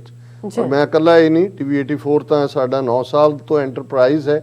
ਜਦੋਂ ਚੜ੍ਹਦੀ ਕਲਾ ਇੰਟਰਨੈਸ਼ਨਲ, ਜਿਸ ਤੇ ਮੈਂ ਐਡੀਟੋਰੀਅਲ ਬੋਰਡ ਦੇ ਚੀਫ ਦੇ ਤੌਰ ਤੇ 1992 ਦੇ ਵਿੱਚ ਸ਼ੁਰੂਆਤ ਕੀਤੀ ਉਸ ਤੇ ਲਿਖਣ ਦੀ, ਔਰ ਉਦੋਂ ਵੀ ਹਾਲਾਂ ਲੋਕਲ ਜਿਹੜਾ ਫੈਡਰੇਸ਼ਨ ਦਾ ਨੈਟਵਰਕ ਵੀ ਸੀ, ਦੂਸਰੇ ਵੀ ਸਪੋਰਟਰ ਸੀ, ਲੇਕਿਨ ਜਿਹੜੇ ਹਾਇਰ ਅਪ ਸੀ ਉਹਨਾਂ ਨੂੰ ਇਹ ਮੈਂ ਗੱਲ ਕਹੀ ਕਿ ਜੀ ਦੇਖੋ, ਇੱਕ ਗੱਲ ਹੈ ਕਿ ਐਡੀਟੋਰੀਅਲ ਪਾਲਿਸੀ ਮੈਂ ਕੀ ਲਿਖਣਾ ਹੈ, ਕੀ ਨਹੀਂ ਲਿਖਣਾ, ਇਹ ਮੈਨੂੰ ਕੋਈ ਦੱਸੇਗਾ ਨਹੀਂ। ਇਹਦੇ ਲਈ ਮੈਂ ਬਿਲਕੁਲ ਆਜ਼ਾਦ ਹੋਵਾਂਗਾ, ਓਨਲੀ ਦੈਨ ਮੈਂ ਲਿਖਾਂਗਾ। ਔਰ ਮੈਂ ਇਸ ਪ੍ਰਣ ਨੂੰ ਜਿਹੜਾ ਮੇਰਾ ਸੀ ਉਹ ਨਿਭਿਆ ਵੀ, ਔਰ ਕਿਸੇ ਨੇ ਕਦੇ ਇੰਟਰਫੀਅਰ ਨਹੀਂ ਕੀਤਾ। ਇਵੇਂ ਹੀ ਜੇ ਅਸੀਂ ਜਿਵੇਂ ਦੁਨੀਆ 'ਚ ਜੋ ਵਰਤਾਰਾ ਦੇਖਦੇ ਆਂ, ਚੁੱਕ ਕੇ ਆਪਣੀ ਫਾਈਲ ਸ਼ਾਮ ਨੂੰ ਆ ਕੇ ਬਹਿ ਜਾਂਦੇ ਆਂ ਦਰਸ਼ਕਾਂ ਦੀ ਕਚਹਿਰੀ 'ਚ, ਆਪਣੀ ਗੱਲ ਆਜ਼ਾਦੀ ਨਾਲ ਕਹਿੰਦੇ ਆਂ, ਇਹ ਇਸੇ ਲਈ ਪੋਸੀਬਲ ਹੈ ਕਿਉਂਕਿ ਸਾਡੀ ਸਟਰੈਂਥ ਆਮ ਕਿਰਤੀ ਗੁਰਸਿੱਖ ਹੈ, ਕਾਮਨ ਉਹ ਬੰਦਾ ਹੈ ਜਿਹੜਾ ਆਪਣੀ ਕਿਰਤ ਕਮਾਈ ਚੋਂ, ਆਪਣੇ ਦਸਵੰਧ ਚੋਂ ਦਿੰਦਾ ਹੈ। ਅਸੀਂ ਕਿਸੇ ਦੇ ਕਰਜ਼ਦਾਰ ਨਹੀਂ ਹੈ, ਕਿਸੇ ਦੇ ਅਹਿਸਾਨਮੰਦ ਨਹੀਂ ਹੈ, ਜਾਂ ਕਿਸੇ ਦੀ ਤਾਰੀਫ ਦੇ ਨਾਲ ਜੁੜ ਕੇ ਕੋਈ ਗੱਲ ਕਰਨ ਵਾਲੀ। ਹਾਂ, ਜਿਹੜੇ ਸਾਡੇ ਵੀਰ ਜਿਹੜੇ ਨੇ ਸਪੋਰਟ ਕਰਦੇ ਨੇ, ਪੰਥ ਨੂੰ ਪਿਆਰ ਕਰਦੇ ਨੇ, ਅਸੀਂ ਉਹਨਾਂ ਦੀ ਤਾਰੀਫ ਕਰਦੇ ਹਾਂ। ਔਰ ਇਹ ਨਹੀਂ ਹੈ ਕਿ ਵੀ ਇੱਕ ਖੁਸ਼ਾਮਦ ਔਰ ਅਮੀਰ ਆਦਮੀ ਤੁਹਾਡੇ ਤੋਂ ਖੁਸ਼ਾਮਦ ਦੀ ਤਵੱਕੋ ਕਰਦਾ ਹੈ, ਤੁਸੀਂ ਉਹਨੂੰ ਜਿਹੜਾ ਉਹਦੀ ਖੁਸ਼ਾਮਦ ਕਰੋ। ਔਰ ਮੈਂ ਸਮਝਦਾ ਹਾਂ ਵੀ ਜਦੋਂ ਤੁਸੀਂ ਕਿਸੇ ਵਿੱਚ ਜਿਹੜੇ ਗੁਣ ਨੇ ਜਾਂ ਜਿਹੜੀਆਂ ਚੰਗਿਆਈਆਂ ਨੇ, ਜਦੋਂ ਤੁਸੀਂ ਉਹਨਾਂ ਨੂੰ ਰੈਕਗਨਾਈਜ਼ ਕਰਦੇ ਹੋ, ਇਹ ਤਾਰੀਫ ਅਨਡਿਊ ਨਹੀਂ ਹੁੰਦੀ ਔਰ ਇਹ ਖੁਸ਼ਾਮਦ ਨਹੀਂ ਹੁੰਦੀ। ਸੋ ਮੈਨੂੰ ਚੰਗਾ ਲੱਗਦਾ ਜਦੋਂ ਵੀ ਮੈਂ ਆਪਣੇ ਕਿਸੇ ਵੀਰ ਭੈਣ ਨੂੰ, ਜਿਨ੍ਹਾਂ ਦੇ ਨਾਲ ਇਹਨਾਂ 30 ਸਾਲਾਂ ਦਾ ਸੰਪਰਕ ਵੀ ਰਿਹਾ, ਉਹਨਾਂ ਦਾ ਮੈਂ ਪੰਥ ਪਿਆਰ ਵੀ ਦੇਖਦਾ ਹਾਂ, ਉਹਨਾਂ ਦੇ ਘਰਾਂ 'ਚ ਵਿਚਰਦੇ ਹਾਂ, ਉਹਨਾਂ ਦੀ ਡੈਡੀਕੇਸ਼ਨ ਡਿਵੋਸ਼ਨ ਵੀ ਦੇਖਦਾ ਹੈ। ਸੋ ਇਹ ਵੀ ਇਵੇਂ ਹੀ ਹੈ ਜਿਵੇਂ ਬੇਸ਼ੱਕ ਸਿੱਖ ਦੇ ਲਈ ਸਭ ਤੋਂ ਕੀਮਤੀ ਗੱਲ ਜੋ ਸਿੱਖ ਨੂੰ ਚੰਗਾ ਲੱਗਦਾ ਹੈ, ਗੁਰਸਿੱਖਾਂ ਕੈ ਮਨ ਭਾਵਦੀ, ਗੁਰ ਸਤਿਗੁਰ ਕੀ ਵਡਿਆਈ। ਵਡਿਆਈ ਗੁਰੂ ਦੀ, ਸਤਿਗੁਰੂ ਦੀ।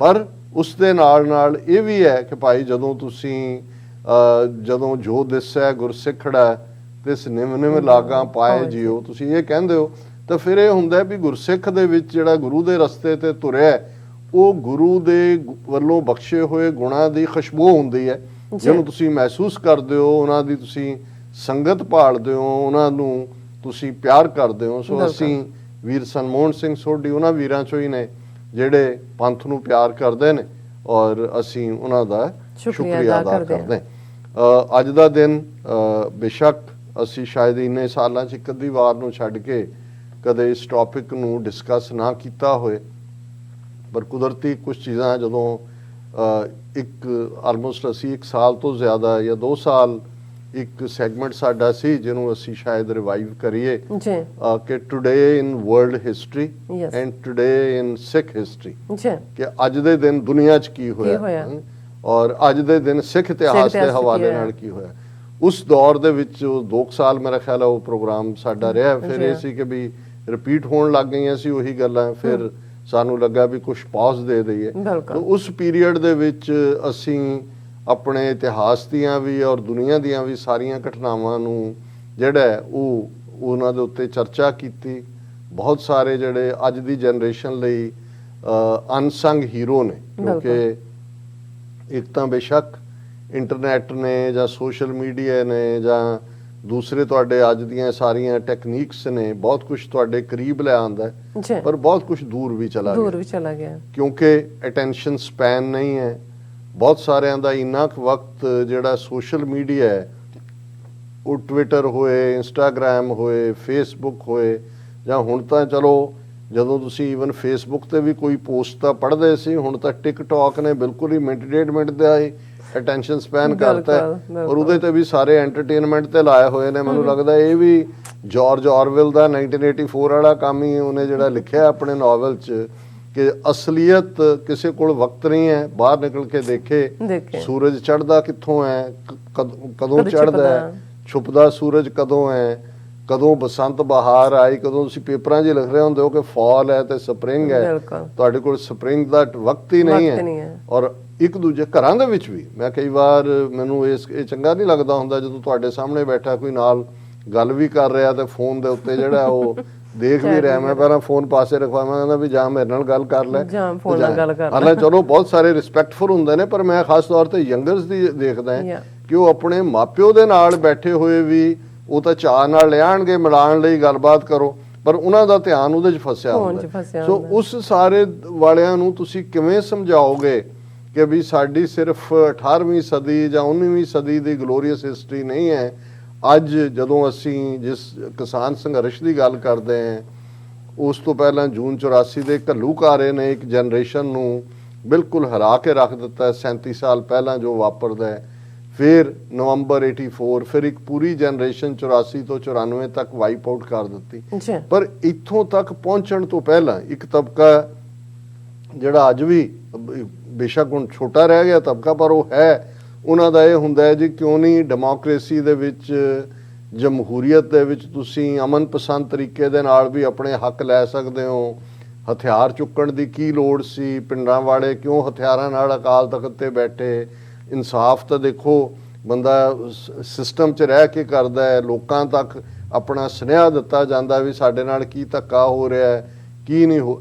ਉਹ ਕਹਿਣ ਵਾਲੇ ਉਹ ਲੋਕ ਨੇ ਜਾਂ ਤਾਂ ਜਿਹੜੇ ਸਿੱਖ ਸੰਘਰਸ਼ ਨੂੰ ਹੀ ਨਫ਼ਰਤ ਕਰਦੇ ਨੇ, ਕਿਉਂਕਿ ਉਹਨਾਂ ਨੂੰ ਇਹ ਲੱਗਦਾ ਵੀ ਕੱਲ ਨੂੰ ਉਹਨਾਂ ਦੇ ਬੱਚੇ ਪੁੱਛਣਗੇ ਕਿ ਡੈਡੀ ਤੁਹਾਡਾ ਕੀ ਯੋਗਦਾਨ ਹੈ ਜਦੋਂ ਇਹ ਸਾਰਾ ਚੱਲ ਰਿਹਾ, ਤੇ ਜਾਂ ਉਹ ਨੇ ਜਿਨ੍ਹਾਂ ਨੇ ਪਾਸਟ ਨਾਲ ਕੋਈ ਰਾਬਤਾ, ਕੋਈ ਪੜ੍ਹਨ ਲਿਖਣ ਦਾ ਸ਼ੌਕ ਨਹੀਂ ਹੈ, ਉਹ ਸਾਹਮਣੇ ਜੋ ਦੇਖਦੇ ਨੇ ਕੋਈ ਕਮੈਂਟ ਕਰਨਾ ਹੁੰਦਾ ਉਸ ਕਿਸਮ ਦਾ ਕਰ ਦਿੰਦੇ ਨੇ। ਕਿਉਂਕਿ ਇਹ ਗੱਲ ਔਰ ਅੱਜ ਵੀ ਜਿਹੜਾ ਪ੍ਰੋਗਰਾਮ ਅੱਜ ਦੀ ਆਵਾਜ਼ ਸਰਦਾਰ ਸੁਖਦੇਵ ਸਿੰਘ ਗਿੱਲ ਰਨ ਕਰਦੇ ਨੇ ਉਸ ਦੇ ਵਿੱਚ ਗੱਲ ਤਾਂ 31 ਅਕਤੂਬਰ ਦੇ ਹਵਾਲੇ ਨਾਲ ਸੀ, ਪਰ ਮੈਂ ਇਹ ਕਿਹਾ ਕਿ ਵੀ ਬਹੁਤ ਵਾਰ ਅਸੀਂ ਇਹ ਭੁੱਲ ਜਾਂਦੇ ਹਾਂ ਕਿ 15 ਅਗਸਤ 1947 ਤੋਂ ਲੈ ਕੇ ਜੂਨ 84 ਤੱਕ 37 ਵਰ੍ਹਿਆਂ ਦੇ ਵਿੱਚ ਕਿਹੜੇ ਐਫਰਟ, ਕਿਹੜੇ ਅਟੈਂਪਟ ਹੋਏ ਕਿ ਅਸੀਂ ਆਪਣੇ ਹੱਕ ਲੈਣੇ ਨੇ। ਔਰ ਜੂਨ 84 ਤੱਕ ਕਿਸੇ ਸਿੱਖ ਨੇ ਖਾਲਿਸਤਾਨ ਦੀ ਗੱਲ ਇਵੇਂ ਨਹੀਂ ਕੀਤੀ ਜੋ ਜੂਨ 84 ਤੋਂ ਬਾਅਦ ਬਿਲਕੁਲ ਆਜ਼ਾਦ ਮੁਲਕ ਸਿੱਖ ਹੋਮਲੈਂਡ ਦੀ ਗੱਲ ਹੋਈ। ਔਰ ਅਸੀਂ ਅੱਜ ਜਦੋਂ ਕਿ ਉਹ ਦਿਨ ਹੈ ਜਿਸ ਦਿਨ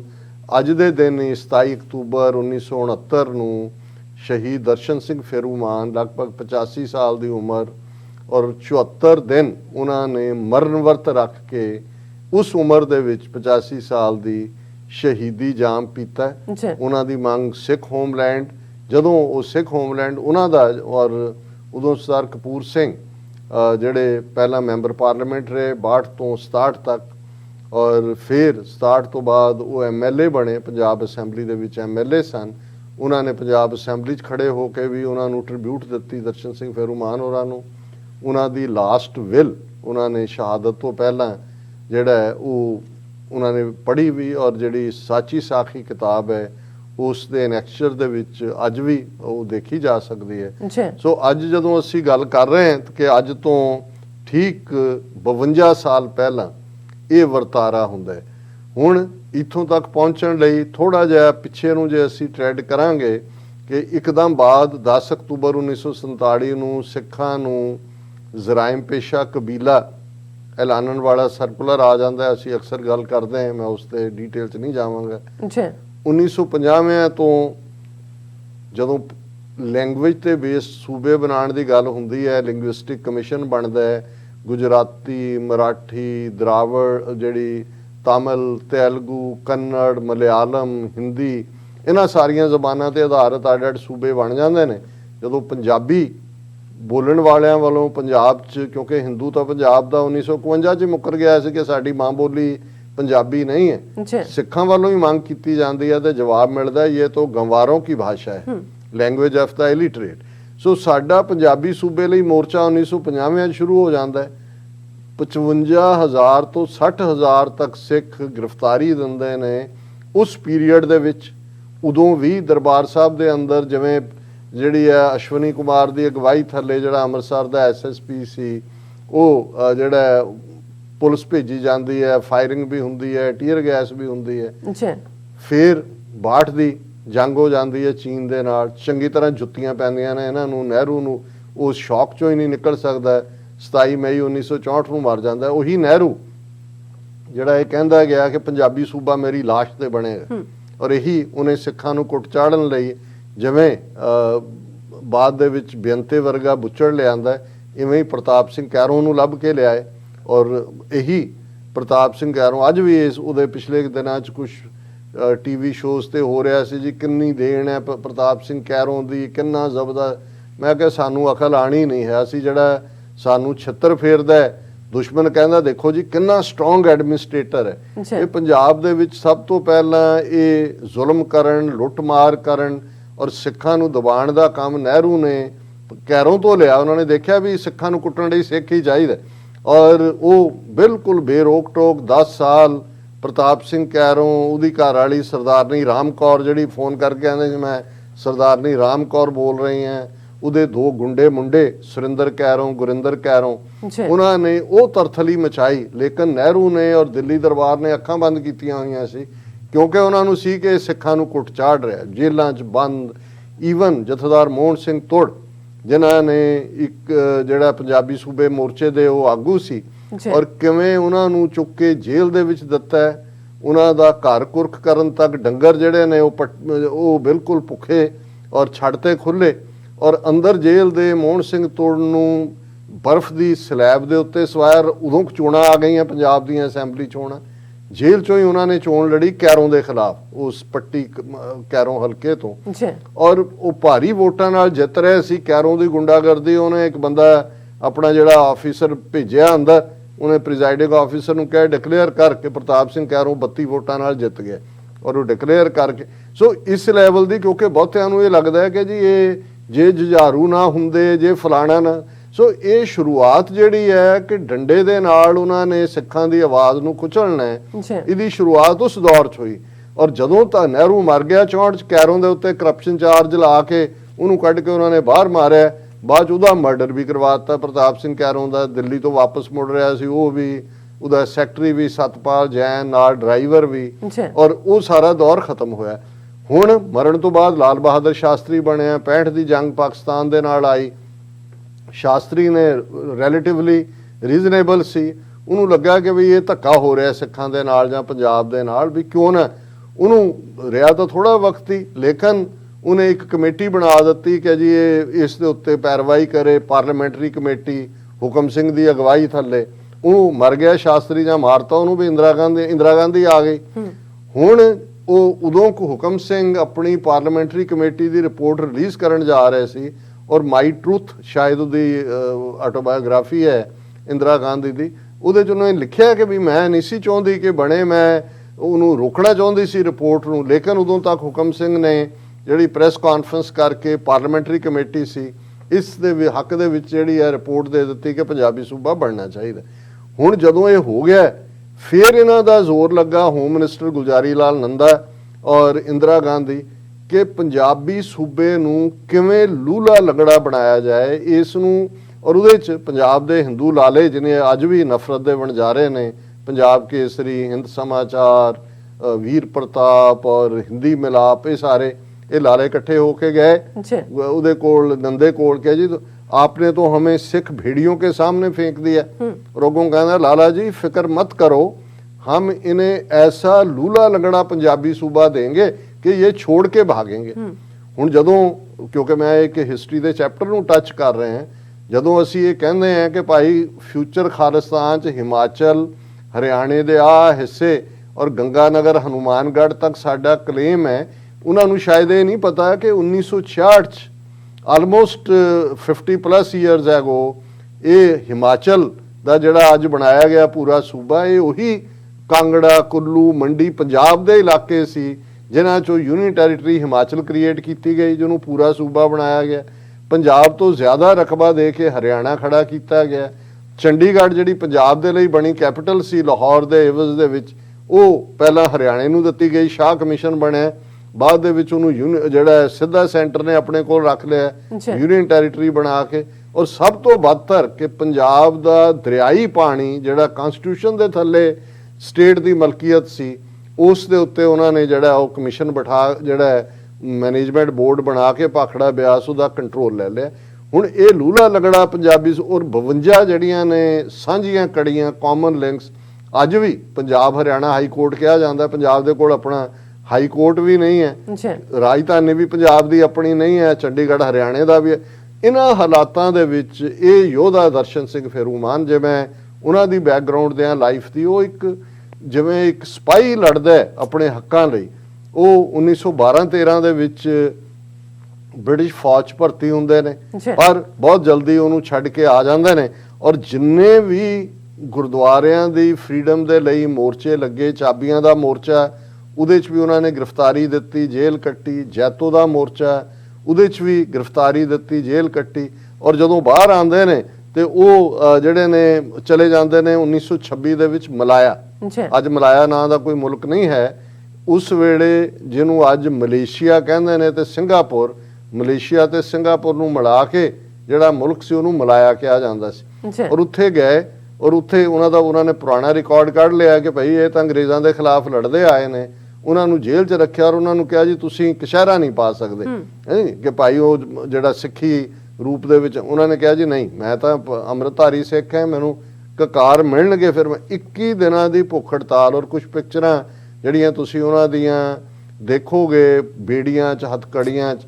ਸੋ ਉਹਨਾਂ ਨੇ ਮਲਾਇਆ ਦੇ ਵਿੱਚ 1926 ਦੇ ਵਿੱਚ 21 ਦਿਨ ਭੁੱਖ ਹੜਤਾਲ ਕਰਕੇ ਆਪਣਾ ਹੱਕ ਲਿਆ ਕਿ ਭਾਈ ਇਹ 5 ਕਕਾਰ ਫਿਰ ਉਹ ਆਏ, ਜਿਹੜੀ ਆਜ਼ਾਦੀ ਲਹਿਰ ਕਾਂਗਰਸ ਦੀ ਨਾਨ ਕੋਆਪਰੇਸ਼ਨ, ਉਹਦੇ 'ਚ ਵੀ 5 ਸਾਲ ਗ੍ਰਿਫਤਾਰੀ, 42 ਤੱਕ ਪਹੁੰਚਦੇ ਆ ਕੁਇਟ ਇੰਡੀਆ ਮੂਵਮੈਂਟ 'ਚ ਵੀ। ਸੋ ਅੰਗਰੇਜ਼ਾਂ ਦੇ ਜਾਣ ਤੋਂ ਪਹਿਲਾਂ ਲਗਭਗ ਮੇਰਾ ਖਿਆਲ ਹੈ ਵੀ 12-14 ਸਾਲ ਉਹਨਾਂ ਨੇ ਜੇਲ੍ਹ ਕੱਟੀ ਹੋਈ ਸੀ। ਔਰ ਉਸ ਤੋਂ ਬਾਅਦ ਜਦੋਂ ਉਹਨਾਂ ਨੇ ਆਜ਼ਾਦ ਭਾਰਤ ਦੇ ਵਿੱਚ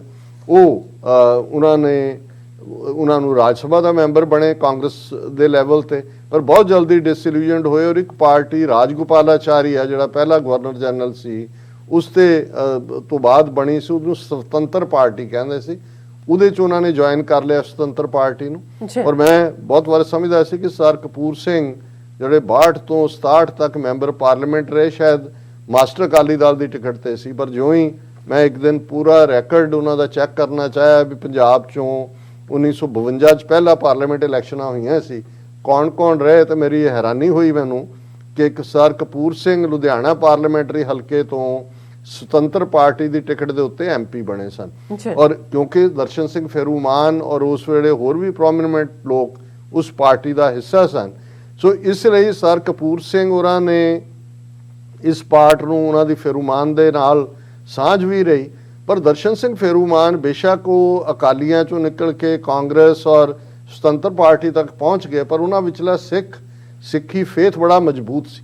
ਇਹ ਉਹ ਦੌਰ ਸੀ ਜਿਵੇਂ ਅੱਜ ਅਸੀਂ ਪੰਜਾਬ 'ਚ ਦੇਖ ਰਹੇ ਹਾਂ ਕਿ ਸਿੱਧੂ ਤੇ ਅਮਰਿੰਦਰ ਤੇ ਇਹ ਸਾਰੇ ਜਿੰਨੇ ਕੁ ਨੇ, ਬਾਦਲ ਔਰ ਇਹ ਸਾਰੇ ਜਿਹੜੇ ਹਲਕੇ ਕਰੈਕਟਰ ਜੋਕਰ ਜਿਹੜੇ ਨੇ, ਉਹ ਸਾਨੂੰ ਇਹੀ ਹਾਲ 60ਵਿਆਂ 'ਚ ਮਾਸਟਰ ਤਾਰਾ ਸਿੰਘ ਨੂੰ ਡਾਊਨ ਕਰਕੇ ਸੰਤ ਫਤਿਹ ਸਿੰਘ ਨੂੰ ਖੜਾ ਕੀਤਾ, ਪ੍ਰਤਾਪ ਸਿੰਘ ਕਹਿਰੋਂ ਹੀ ਲਿਆਇਆ ਫਤਿਹ ਸਿੰਘ ਨੂੰ ਲੱਭ ਕੇ, ਤਾਂ ਕਿ ਸਿੱਖਾਂ ਦੀ ਲੀਡਰਸ਼ਿਪ ਕਮਜ਼ੋਰ ਕੀਤੀ ਜਾਏ। ਉਹਨੇ ਡਰਾਮਾ ਸ਼ੁਰੂ ਕੀਤਾ। ਹੁਣ ਸਿੱਖਾਂ 'ਚ ਹੋਇਆ ਪੰਜਾਬੀ ਸੂਬਾ ਬਣਿਆ ਨਾ ਚੰਡੀਗੜ੍ਹ, ਨਾ ਸਾਡਾ ਪਾਣੀਆਂ ਤੇ ਹੱਕ ਜਾਂ ਦੂਜਾ।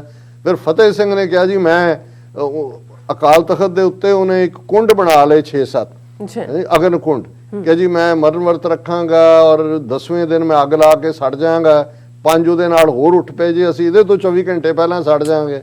ਉਹ ਸੜਨਾ ਸੁਣਨਾ ਕਿਹਨੇ ਸੀ, ਉਹ ਡਰਾਮੇ 'ਚ। ਲੇਕਿਨ ਇਹਦੇ ਨਾਲ ਬਦਨਾਮੀ ਬੜੀ ਸ਼ੁਰੂ ਹੋਈ, ਜਿਵੇਂ ਕਿ ਭਾਈ ਦੇਖੋ ਇਹ ਤਾਂ ਅਰਦਾਸ ਕਰਕੇ ਮੁੱਕਰ ਜਾਂਦੇ ਨੇ। ਹੁਣ ਉਸ ਦੌਰ 'ਚ ਜਦੋਂ ਕਿ ਦਰਸ਼ਨ ਸਿੰਘ ਫੇਰੂਮਾਨ ਆਲਰੇਡੀ 84 ਸਾਲ ਦੀ ਉਮਰ ਦੇ ਸੀ, ਉਹਨਾਂ ਵਿਚਲੇ ਸਿੱਖ ਨੇ ਉਬਾਲਾ ਖਾਧਾ।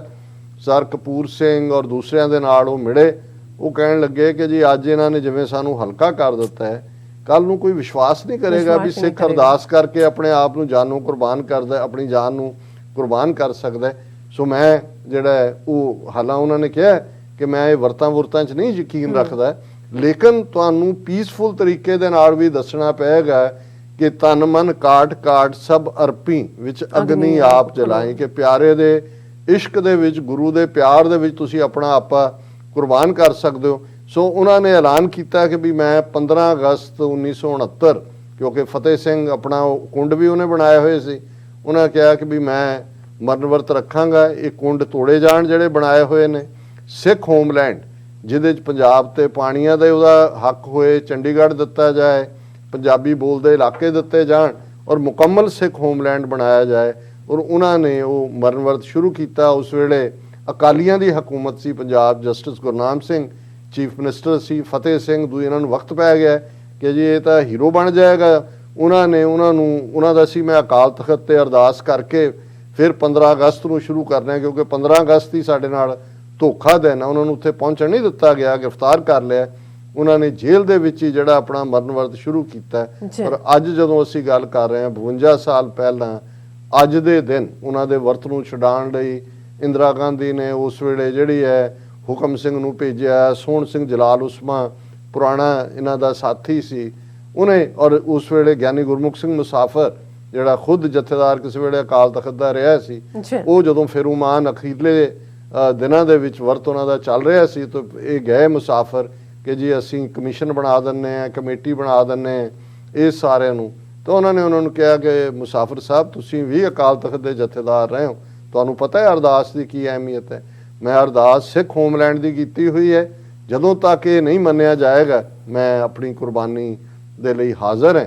ਔਰ ਅੱਜ ਦੇ ਦਿਨ ਉਹਨਾਂ ਨੇ ਸ਼ਹਾਦਤ ਹਾਸਲ ਕੀਤੀ। ਸੋ ਮੈਨੂੰ ਮੈਂ ਸਮਝਦਾ ਕਿ ਸਾਡਾ ਫਰਜ਼ ਵੀ ਬਣਦਾ, ਇਹ ਸਾਡੇ ਲਈ ਇੱਕ ਰਿਮਾਈਂਡਰ ਵੀ ਹੈ ਆਪਣੀ ਜਨਰੇਸ਼ਨ ਦੇ ਲਈ ਕਿ ਕਿਹਨਾਂ ਹਾਲਾਤਾਂ 'ਚੋਂ ਅਸੀਂ ਗੁਜ਼ਰ ਕੇ ਇਹ ਸਾਰੇ ਪੀਸਫੁਲ ਤਰੀਕੇ ਅਪਣਾਏ ਹੋਏ ਨੇ। ਦਰਸ਼ਨ ਸਿੰਘ ਫੇਰੂਮਾਨ ਸਿੱਖ ਹੋਮਲੈਂਡ ਦਾ ਪਹਿਲਾ ਸ਼ਹੀਦ ਹੈ। ਫਿਰ ਅਸੀਂ ਧਰਮਯੁੱਧ ਮੋਰਚਾ ਦੇਖਦੇ ਹਾਂ, 2 ਲੱਖ ਤੋਂ ਜ਼ਿਆਦਾ ਸਿੱਖਾਂ ਨੇ ਗ੍ਰਿਫਤਾਰੀ ਦਿੱਤੀ ਤੇ ਜੂਨ 84 ਦਾ ਘੱਲੂਘਾਰਾ ਵਰਤਾਇਆ ਜਾਂਦਾ ਹੈ। ਫਿਰ ਸਾਡੇ ਵੀਰ ਸਾਨੂੰ ਦੱਸ ਦੇਣ ਕਿ ਹੋਰ ਕਿਹੜਾ ਸ਼ਾਂਤਮਈ ਤਰੀਕਾ ਹੁੰਦਾ ਹੈ। ਇੱਕ 84-85 ਸਾਲ ਦਾ ਬਜ਼ੁਰਗ ਜਿਹੜਾ 74 ਦਿਨ ਤਿਲ ਕਰਕੇ ਗੋਲੀ ਖਾ ਕੇ ਮਰਨਾ ਸੌਖਾ ਹੁੰਦਾ ਹੈ। ਕਿਸੇ ਨੇ ਤੁਹਾਨੂੰ ਗੋਲੀ ਮਾਰੀ, ਇੱਕ ਵੇਲੇ ਦਾ ਤੁਹਾਨੂੰ ਖਾਣ ਨੂੰ ਨਾ ਮਿਲੇ, ਫਿਰ ਪਤਾ ਲੱਗ ਜਾਂਦਾ ਵੀ ਕੀ ਹਾਲ ਹੋ ਰਿਹਾ। ਸੋ ਅਸੀਂ ਅੱਜ ਦਾ ਇਹ ਸਮੁੱਚਾ ਪ੍ਰੋਗਰਾਮ ਸਰ ਦਰਸ਼ਨ ਸਿੰਘ ਫੇਰੂਮਾਨ ਦੀ ਯਾਦ ਨੂੰ ਸਮਰਪਿਤ ਕਰਦੇ ਹਾਂ ਜੀ। ਡਾਕਟਰ ਸਾਹਿਬ ਤੁਹਾਡਾ ਬਹੁਤ ਬਹੁਤ ਸ਼ੁਕਰੀਆ। ਸੋ ਇੱਥੇ ਲੈਣੇ ਬ੍ਰੇਕ ਤੋਂ ਪਹਿਲਾਂ ਅਸੀਂ ਆਪਣੇ ਦਰਸ਼ਕਾਂ ਤੇ ਸਰੋਤਿਆਂ ਨੂੰ ਅਪੀਲ ਤੇ ਬੇਨਤੀ ਕਰਦੇ ਵਿਊਅਰਸ, ਜਿਸ ਤਰ੍ਹਾਂ ਕਿ TV 84 ਇੱਕ ਆਜ਼ਾਦ ਨਾਨ ਪ੍ਰੋਫਿਟ ਮੀਡੀਆ ਅਦਾਰਾ ਹੈ, ਸੋ TV 84 ਨੂੰ ਸਿਆਸੀ ਜਾਂ ਕਾਰਪੋਰੇਟ ਪ੍ਰਭਾਵ ਤੋਂ ਮੁਕਤ ਰੱਖਣ ਲਈ ਅਸੀਂ ਆਪ ਸਭ ਦਰਸ਼ਕਾਂ ਤੇ ਜਿਹੜਾ ਨਿਰਭਰ ਕਰਦੇ ਹਾਂ। ਸੋ ਆਜ਼ਾਦ ਸਿੱਖ ਪੱਤਰਕਾਰਿਤਾ ਨੂੰ ਜਿਉਂਦਾ ਰੱਖਣਾ ਸਮੇਂ ਦੀ ਮੁੱਖ ਲੋੜ ਹੈ। ਸੋ ਆਪ ਦਰਸ਼ਕਾਂ ਦੀ ਮਦਦ ਤੋਂ ਬਿਨਾਂ ਸੰਭਵ ਇਹ ਨਹੀਂ ਹੋ ਸਕਦਾ। ਸੋ ਆਪਣੇ ਦਸਵੰਧ ਵਿੱਚੋਂ TV 84 ਨੂੰ ਡੋਨੇਟ ਕਰੋ। ਸਕਰੀਨ ਤੇ ਆ ਰਹੀ ਜਾਣਕਾਰੀ ਰਾਹੀਂ ਤੁਸੀਂ ਸਾਡੇ ਤੱਕ ਜਿਹੜੀ ਪਹੁੰਚ ਕਰ ਸਕਦੇ ਹੋ। ਸਾਡੀ ਵੈਬਸਾਈਟ www.tv84.tv ਜਾਂ ਸੋਸ਼ਲ ਮੀਡੀਆ ਤੇ ਡਿਸਕ੍ਰਿਪਸ਼ਨ ਵਿੱਚ ਦਿੱਤੇ ਲਿੰਕ ਤੇ ਕਲਿੱਕ ਕਰਕੇ ਤੁਸੀਂ TV 84 ਨੂੰ ਡੋਨੇਟ ਕਰ ਸਕਦੇ ਹੋ। Support independent journalism. So thank you so much. So ਇੱਥੇ ਲੈਣੇ ਬ੍ਰੇਕ। ਵਿਊਅਰਸ ਤੁਸੀਂ ਇਸੇ ਤਰ੍ਹਾਂ ਹੀ ਬਣੇ ਰਹਿਣਾ। ਮਿਲਦੇ ਹਾਂ ਛੋਟੇ ਜਿਹੇ ਵਕਫੇ ਤੋਂ ਬਾਅਦ।